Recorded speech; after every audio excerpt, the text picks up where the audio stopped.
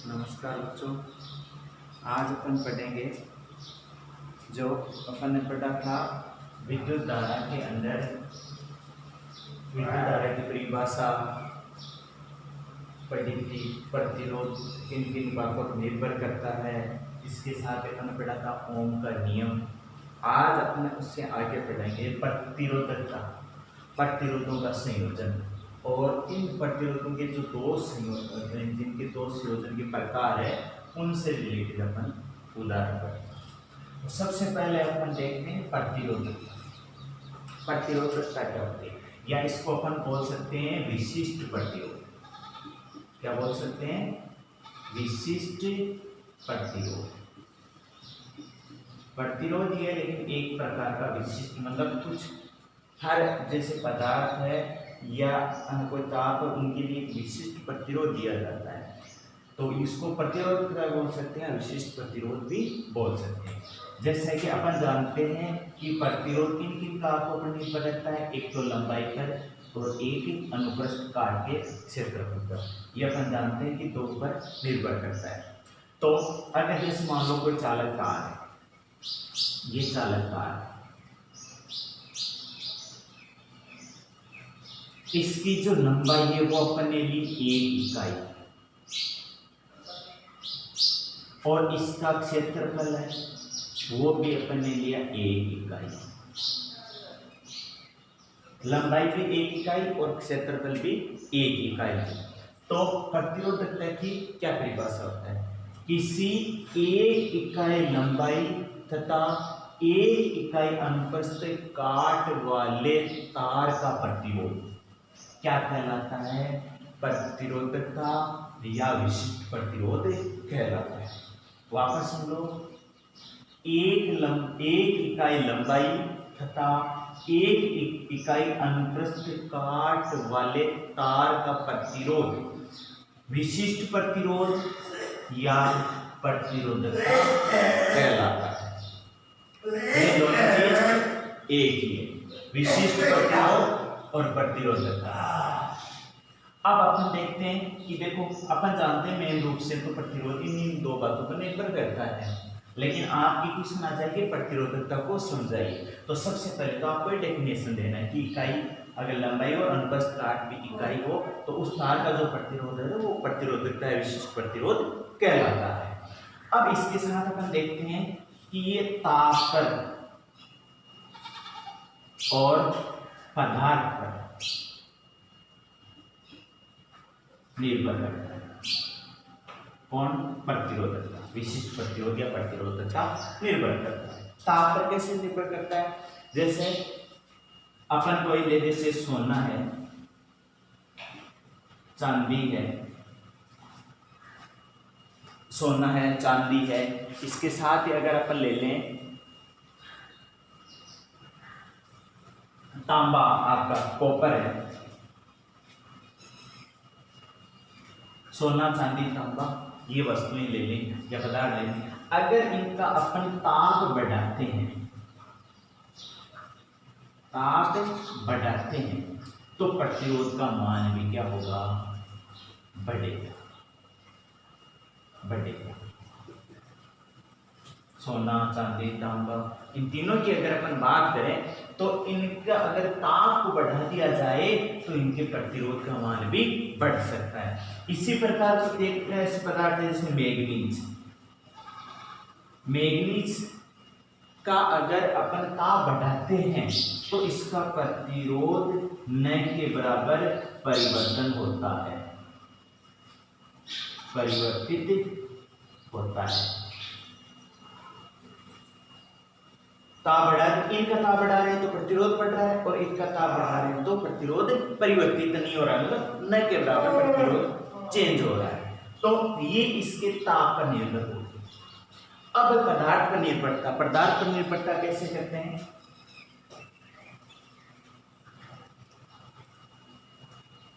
अगर अपन बात करें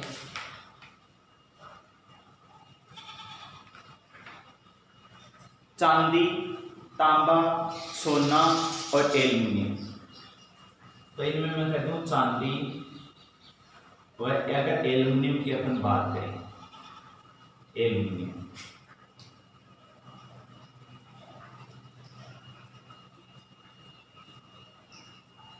इन दो की अगर अपन बात करें तो इसमें चांदी में प्रतिरोध सबसे कम होता है और एल्युमिनियम में प्रतिरोध सबसे अधिक होता है।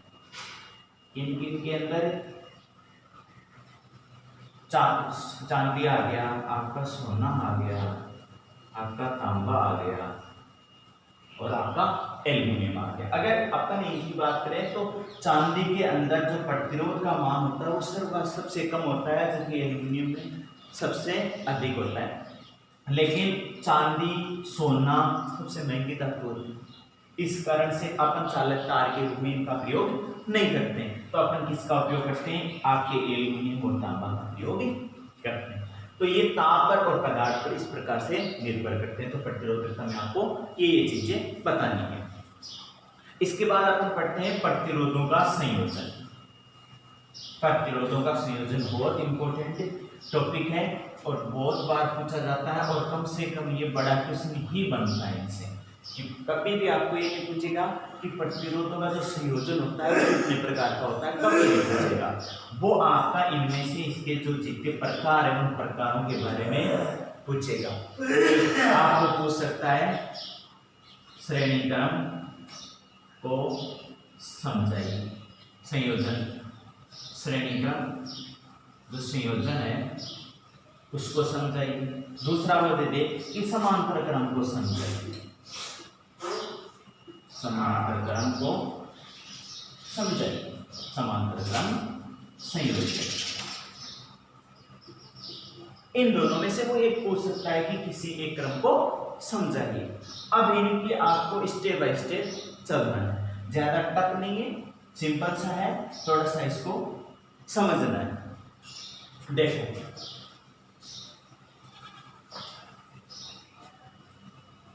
पहले अपन देखते हैं श्रेणीक्रम संयोजन। श्रेणीक्रम में सबसे पहले प्रतिरोध, जो मैंने आपको कल एक बार बता दिए थे प्रतिरोध, तो वापस में सीधा बनाता हूं।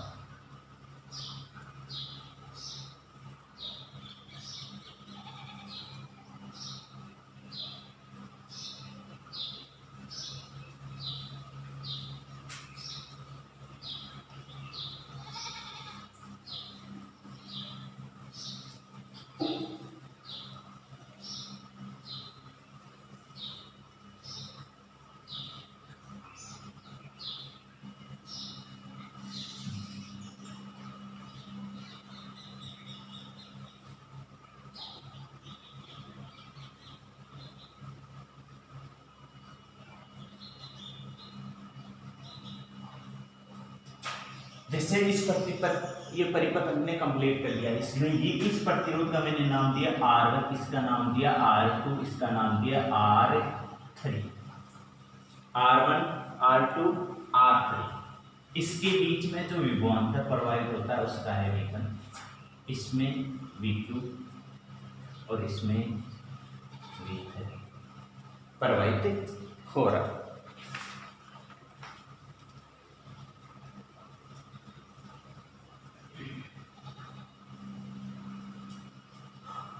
इसमें जो प्रवाहित हो रही है उस धारा का मान है I। एक बात ध्यान रखना, श्रेणीक्रम में याद रखना, श्रेणीक्रम संयोजन में क्या याद रखना है कि श्रेणीक्रम में धारा का मान तो समान होता है, समान, जबकि विभवांतर का मान क्या होता है, का मान अलग अलग। धारा का मान एक समान, विभवांतर का मान अलग, ये याद रखना। अब यहाँ पर इससे क्या समझेंगे अपन की धारा का मान I यहाँ पर है, यहाँ पर भी I होगा और यहाँ पर भी I होगा और यहाँ पर भी I होगा। तो ये अपना परिपथ कंप्लीट हो गया। ये तीन प्रतिरोध अपन ने इसमें संयोजित किया, R1, R2, R3। तीनों के अंदर इसमें विभवांतर V1 है, इसके अंदर V2 है और इसके अंदर V3। अब अपन इसकी परिभाषा बनाते हैं। सबसे पहले परिभाषा। अब इस चित्र को देखो, गौर से देखो, प्रतिरोधों का इस प्रकार का संयोजन जिसमें प्रतिरोध R1 का प्रथम सिरा परिपथ से जुड़ा हो तथा प्रतिरोध R1 का दूसरा सिरा प्रतिरोध R2 के प्रथम सिरा से जुड़ा हो तथा R2 प्रतिरोध का दूसरा सिरा R3 के प्रथम से जुड़ा हो। R3 प्रतिरोध का दूसरा सिरा परिपथ से जुड़ा हो। इस प्रकार का संयोजन श्रेणी क्रम संयोजन कहलाता है। अर्थात एक के बाद में एक जुड़ा हो। R1 का पहला सिरा तो इधर जुड़ गया, R1 का दूसरा सिरा R2 के पहले से जुड़ गया, R2 का दूसरा सिरा R3 के पहले से जुड़ गया और R3 का दूसरा सिरा परिपथ से जुड़ गया। इस प्रकार का संयोजन कहलाता है आपका श्रेणी क्रम संयोजन। समझ गए? अब अपन परिभाषा होने के बाद में अपन इसका समझेंगे क्या कि इसकी गणितीय विवेचना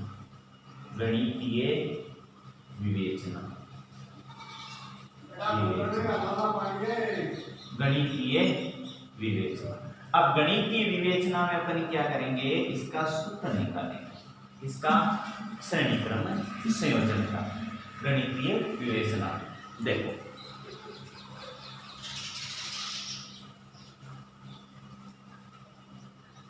तो इसमें आपको सबसे पहले क्या करना है, आपको लगाना है ओम का नियम।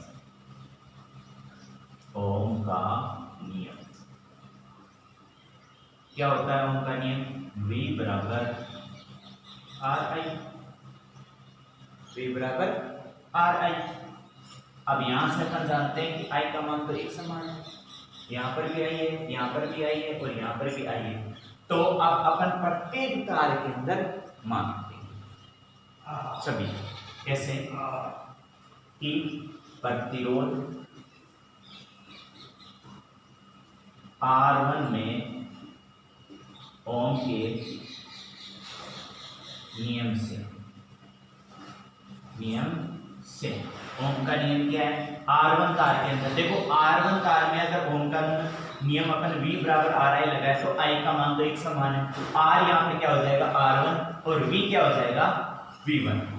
तो यहाँ ओम का नियम से अपन लगाएंगे तो V1 बराबर R1I, ये आपकी समीकरण नंबर होगी 1। इसी प्रकार से प्रतिरोध R2 में ओम के नियम से क्या होगा, इसी प्रकार से यहाँ V1 R1I हुआ था तो यहाँ क्या हो जाएगा V2 बराबर R2 V2 हो गया।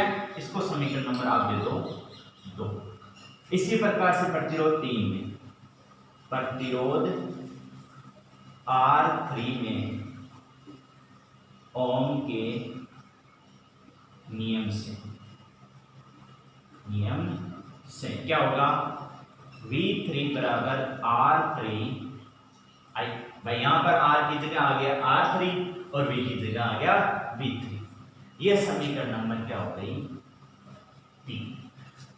अब ये तो प्रतिरोध R1 R2 R3 के अंदर अपन ने ओम का नियम लगाया। अब अपन इसमें क्या करेंगे कि इस परिपथ के अंदर कुल विभवांतर कितना है। भाई धारा का मान तो एक समान है तो धारा का तो I है, कुल विभवांतर कितना, कुल विभवांतर अपन क्या निकालेंगे कि परिपथ में प्रवाहित या परिपथ में कुल विभवांतर उसको अपन ने मान लिया। अतः क्या हो जाएगा V बराबर V1 plus V2 plus V3। मतलब अपन कुल विभवांतर जोड़ेंगे तो तीनों विभवांतरों का जोड़ दो, पहले में V1 है V2 है V3 तीनों को जोड़ दो तो वो आ गया इसका कुल विभवांतर। अपन इसको नंबरिक समीकरण दे देते हैं 4। अब आगे क्या करेंगे, अब देखो इनमें सभी में मान रख रहा हूं। इसके अंदर V बराबर यहां पर V1 का मान यहां से समीकरण 1 से, V2 का मान समीकरण 2 से और V3 का मान समीकरण 3 से रख रहा हूं। तो क्या लिखते हैं यहां पर समीकरण 1 2 3 से मान समीकरण 4 में रखने पर रख दो। V1 V2 V3 का मान रख दो। तो यहाँ क्या हो जाएगा, V बराबर V1 का मान कितना है, V1 का मान है R1I प्लस V2 का मान R2I प्लस V3 का मान R3 V3। अब यहां से आइए इसको सॉल्व करो। V बराबर सॉल्व करने के देखो आप इसमें आइए, इसमें आइए, इसमें आइए, इसका मतलब आई अपन कॉमन ले लेते हैं तो क्या बन जाएगा, I बराबर R1 plus R2 plus R3। अब यहां से अपन को V को गायब करना है तो V को गायब यहां पर वापस लगाएंगे ओम के नियम से, ओम के नियम से। ओम का नियम क्या है, V बराबर RI। तो यहां से अपन क्या करेंगे, इस V की जगह अपन इसका मान रख देंगे, क्या है RI। तो अपन इससे क्या निकल के आएगा, RI बराबर I कोष्टक के अंदर है R1 plus R2 plus R3। इस V की जगह RI लिख दिया और बाकी समीकरण उतार दिया। अब यहां से देखो ये I से I करके क्या बचा, R बराबर R1 plus R2 plus R3। ये आपका तीनों प्रतिरोधों का तुल्य प्रतिरोध है, तुल्य प्रतिरोध। अगर n प्रतिरोध अधिक हो तो क्या होगा, R बराबर R1 plus R2 plus R3 plus plus Rn। ये आपका है श्रेणी क्रम का तुल्य प्रतिरोध। तो ये पूरी गणितीय इसकी विवेचना है। तो ये कम से कम आपके 4 नंबर का क्वेश्चन आता है। श्रेणी क्रम संयोजन को समझाएगा, 4 का नहीं आता तो 2 का तो 100% आएगा। तो ये पहले तो इसका चित्र बनाना, परिपथ बनाना, परिपथ बनाने के बाद में आपको क्या करना है, इसकी परिभाषा बतानी है, परिभाषा बताने के बाद में इसकी गणितीय विवेचना करेंगे। ठीक है, इसके बाद में अपन अगला पढ़ेंगे समांतर क्रम संयोजन। अगला कौन सा पढ़ेंगे, समांतर क्रम संयोजन। देखो समांतर क्रम संयोजन,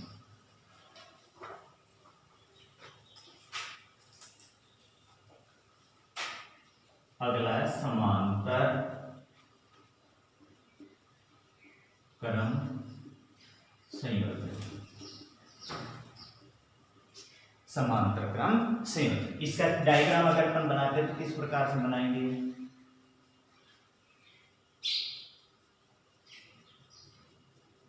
ये तो हो गया आपका प्रतिरोध,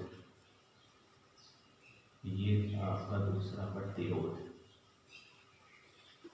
और ये आपका हो गया तीसरा प्रतिरोध। अपन तीनों को वही वैसे मान लेंगे, एक को R1, एक को R2, एक को R3।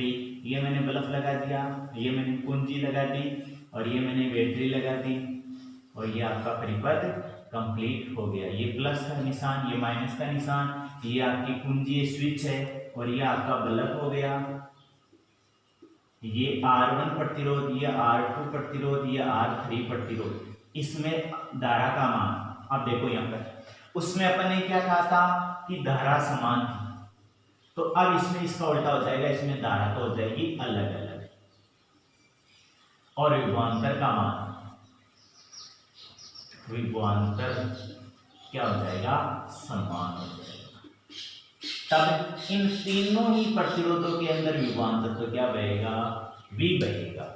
जबकि इसमें धारा का मान, इसमें I1, इसमें I2 और इसमें I3 प्रवाहित हो। ये आपका पूरा परिपथ क्लियर हो गया। अब देखो धारा का मान इस प्लस से निकलता है और माइनस की तरफ आता है, ऐसे। धारा प्रवाहित इस प्रकार से होती है, प्लस से माइनस की ओर। हाँ, तो इसमें तीन प्रतिरोध R1, R2, R3।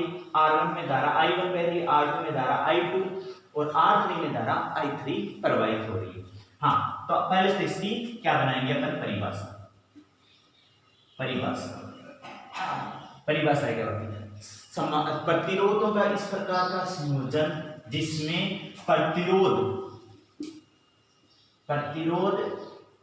R1, प्रतिरोध R2 और प्रतिरोध R3 का प्रथम सिरा किसी एक बिंदु पर, तीनों प्रतिरोधों का प्रथम सिरा किसी एक बिंदु तथा प्रतिरोध R1, प्रतिरोध R2, प्रतिरोध R3 का दूसरा सिरा परिपथ के किसी दूसरे बिंदु से जुड़ा हो, इस प्रकार का संयोजन समांतर क्रम संयोजन कहलाता है। वापस सुन लो, इस प्रकार का संयोजन, प्रतिरोधों का इस प्रकार का संयोजन जिसमें प्रतिरोध R1, प्रतिरोध R2, प्रतिरोध R3 का प्रथम सिरा परिपथ के किसी एक बिंदु से तथा प्रतिरोध R1, प्रतिरोध R2, प्रतिरोध R3 का दूसरा सिरा परिपथ के किसी अन्य बिंदु से जुड़ा हुआ, इस प्रकार का संयोजन समांतर क्रम संयोजन कहलाता है। अब इसमें नोट करने वाली बात है कि इसमें विभवांतर का मान एक समान प्रवाहित होता है, जबकि धारा का मान प्रत्येक प्रतिरोध में अलग अलग प्रवाहित होता है। अब अपन इसकी पढ़ेंगे गणितीय विवेचना। क्या पढ़ेंगे, गणितीय विवेचना। वो सेम उसी की तरह प्रोसेस इसमें करना। सबसे पहले ओम का नियम, ओम का के नियम। अब ओम का नियम आप जानते हो क्या होता है, P बराबर R। याद रखना, ओम का नियम बहुत बार तो जाता है, ओम का नियम P बराबर R। अब जैसे अपन ने श्रेणी क्रम में लगाया था उसी प्रकार से प्रतिरोध R1, R2, R3 तीनों में ओम का नियम लगा दो। तो सबसे पहले प्रतिरोध R1 में ओम के नियम से ओम का नियम क्या है, V बराबर R है। अब यहां पर V का मान तो V है, जबकि R का मान R1 है और I का मान I1 है, तो वो मान रख दो। तो क्या हो जाएगा यहां से V बराबर R1 I1। अब यहां से अगर मैं इसको I के रूप में निकालता हूं, तो I के रूप में निकालूंगा तो देखो V और ये R1 यहाँ क्या चला जाएगा, बट्टे में चले जाएगा, दूसरी तरफ जाएगा तो यहाँ I की गुणा में इधर जाएगा तो बट्टे में, तो क्या आएगा I1 बराबर V तो है बटा ये इसके क्या चले जाएगा बट्टे में R1। ये समीकरण नंबर हो गई आपकी 1। इसी प्रकार से प्रतिरोध R2 में ओम के नियम से लगा दो। V तो समान है, R2 के अंदर क्या हो जाएगा, R तो R2 हो जाएगा, I क्या हो जाएगा I2। अब इसको इसी प्रकार से लिख सकते हैं, तो क्या हो जाएगा I2 को तो यहाँ रख दो और इसको ले जाओ तो यहाँ गुणा में, तो इधर भाग में चला जाएगा V बटा R2। इसको समीकरण नंबर दे दो आपकी 2। इसी प्रकार से प्रतिरोध R3 में ओम के नियम से क्या होगा, ओम के नियम से V बराबर R3I3। इसमें देखो R3I3, बाकी V सेम है, इसी को अपन लिखते हैं I के पदों में, तो I3 बराबर क्या हो जाएगा V बटा R3। इसको समीकरण नंबर दे दो 3। अपन ने श्रेणी क्रम में ध्यान रखो एक काम किया था, उसमें अपन ने कुल विभवांतर को जोड़ा था। इसमें कुल विभवांतर तो समान अपन को पता है कितना V, लेकिन इसमें धारा का मान I1, I2, I3 है, तो अपन क्या करेंगे इसमें कुल धारा का मान निकालेंगे। तो इसमें कुल धारा परिपथ में प्रवाहित कुल धारा कितनी होगी, I बराबर I1 plus I2 plus I3, मतलब I1 I2 I3 तीनों को जोड़ दो तो इसका कुल धारा का मान आ जाएगा। कुल धारा कितनी है? I। अब ये अपन इस समीकरण नंबर देते इसको 4। अब सेम वैसा का वैसा कि समीकरण 1 समीकरण 2 समीकरण 3 से मान समीकरण 4 में रखने पर I1 का मान समीकरण 1 से, I2 का मान समीकरण 2 से, I3 का मान समीकरण 3 से अपन रखेंगे। तो चलो रखते हैं। तो अपन लिखें यहाँ पर के समीकरण 1 2 3 से मान समीकरण 4 में रखने पर क्या होगा? I बराबर इसका मान क्या हो जाएगा? I1 का तो V बटा R1, I2 क्या हो जाएगा? V बटा R2 प्लस I3 का मान क्या हो जाएगा?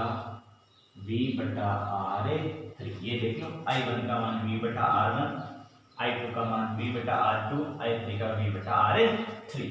अब अपन इसमें क्या लगा देंगे कि ओम के नियम से अपन को I टाइप करना, तो क्या लगा देंगे? ओम के नियम से।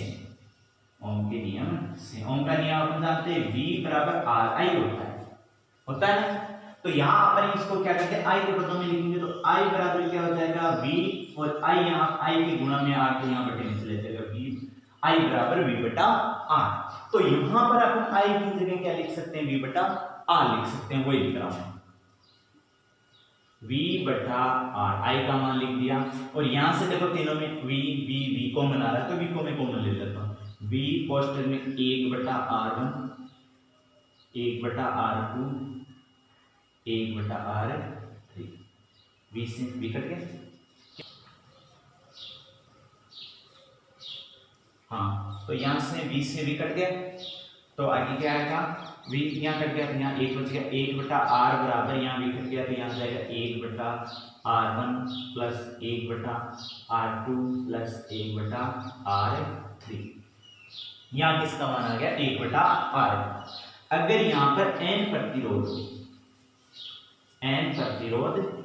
हो तो क्या हो जाएगा? 1 बटा R बराबर 1 बटा R1 प्लस 1 बटा R2 प्लस 1 बटा R3 प्लस 1 बटा R4 प्लस डेस प्लस 1 बटा RN। ये आपका क्या है? समांतर क्रम का तुल्य प्रतिरोध। क्या है? समांतर क्रम का तुल्य प्रतिरोध। पहले अपन ने श्रेणी क्रम का परिभाषा दे दी, परिभाषा देने के बाद में उसका गणितीय विवेचना निकाल दी। निकालने के बाद अपन ने दूसरा क्रम था समांतर क्रम की आपको चित्र और चित्र के साथ परिपथ के साथ उसकी परिभाषा समझा दी। परिभाषा के बाद में उसकी गणितीय विवेचना समझा दी। अब इनमें या तो इनसे रिलेटेड क्वेश्चन पूछ लिया जाता है, इनको समझाइए, या पूछा जाता है आपको आंकिक क्वेश्चन। क्या पूछा जाता है? आंकिक प्रश्न पूछा जाता है। वो किनसे? इन सूत्रों से निकल कर आता है। तुल्य प्रतिरोध पूछ लेगा वो श्रेणी क्रम का, तुल्य प्रतिरोध पूछ लेगा वो किसका? समांतर क्रम का। दोनों में से किसी का भी वो पूछ सकता है।